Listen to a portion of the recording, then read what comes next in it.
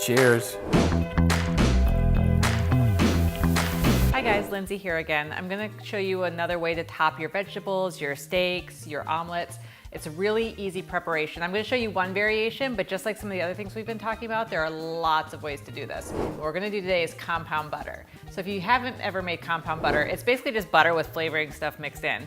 You put it in the freezer, you firm it up, and then it's always ready to go. Simple ingredients: 1 stick of butter, which is 8 tablespoons. Now I always use salted butter just because unsalted butter basically doesn't make any sense to me, but if you're an unsalted butter kind of person, go for it. I'm just gonna give it a chop in half, basically. Throw it in my bowl. Now this is room temperature because you need it to be soft. You could even, if you use microwave, stick it in the microwave for 10 or 20 seconds to soften it up a little bit more.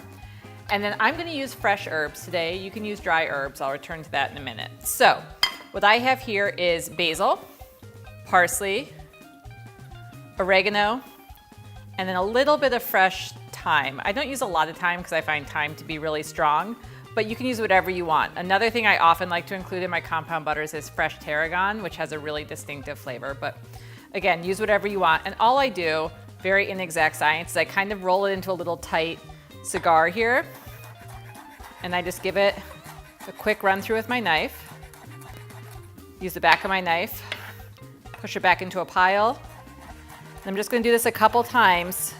You don't need it to be really well chopped, or you can. And if you really want it super well chopped, you can actually use a blender or an immersion blender or a food processor to chop your herbs, but I'm not usually that fussy about the way I cook. Okay, so I've run my knife through it. You could also add a very small clove of fresh garlic here, but not too much garlic because again, it gets a little overpowering. Okay, now I've got messy hands and a messy cutting board.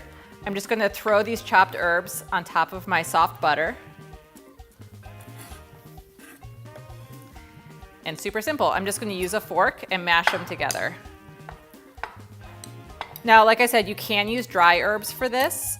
I put about, it's probably about a 1/4 cup of chopped herbs to a 1/2 cup of butter. When I use dry herbs, I start with about half that much and then kind of go by flavor. I taste it as I go. Another one that's really good is to do a chili compound butter. So you can put in some chipotle powder, some chili powder, a little bit of cumin is really good. So basically just think any spices that you would put in a traditional chili, you can put in compound butter as well. Okay, so again, not being too fussy, it's all over my hand, and it's just kind of well mixed. So what I'm gonna do is I'm gonna kind of form this into a ball, kind of stick it back together. And I have a sheet of parchment paper here. You can also use wax paper. Or you could use saran wrap, but I just tend to avoid using plastic in the kitchen when I can. I'm just gonna plop my butter kind of right in the middle there. Get as much out as possible. Okay. And then what I'm gonna do is I'm just gonna kind of form it into a log. So you can see I'm just kind of squeezing it in, and I'm just gonna roll it up tight. Gonna crinkle the ends and fold them under.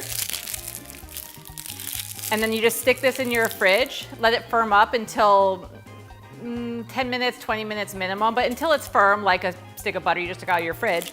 And then what you can do is you can literally just take it out anytime you're making a steak, or you're making an omelet, or you have some fresh roasted vegetables and need some flavor.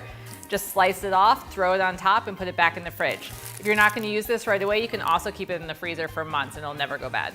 So there you go, compound butter.